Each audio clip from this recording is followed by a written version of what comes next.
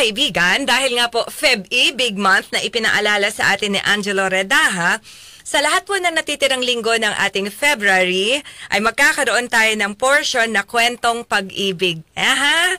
Sulatan niyo po ako ng inyong mga love stories po, Sige na. Pero hindi po ito maiksing message. Siyempre, ikikwento niyo sa akin paano kayo nagkakilala. Pwede kayong magbahagi lamang kasi happy ending kayo, or pwede kayong humingi ng payo, sakali lang kaya ko, di ba? Ayan, maybe we could read 3 letters every episode, tas I'm going to play music. Actually, na-inspire ako niyan sa kakapakinig ko kay Joe Damango. Ayan, I'm a fan of Joe Damango. Sabi ko, magaya nga to sa Winner Ka Pinoy. Ayan, mga kaibigan? So send me your love stories.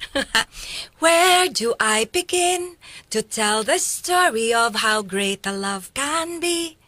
The sweet love story that is older than the sea. Okay, padala niyo po ako ng inyong kwentong pag-ibig po, Pwede niyong ipadala sa akin sa messenger. Pwedeng mahaba doon po, pwedeng letter talaga sa messenger ko. Or pwede rin sa email ko, chrisglorenzana@gmail.com.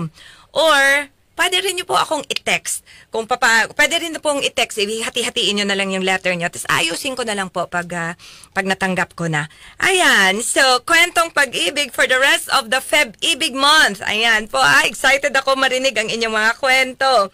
At lahat po ng mga magbabahagi ng kwento na mababasa natin on air, I will send you a copy of my book, a signed copy of my book dedicated to you, Our Pocket Inspirer Refuse to be Ordinary. So thank you, Angelo, for reminding me of this.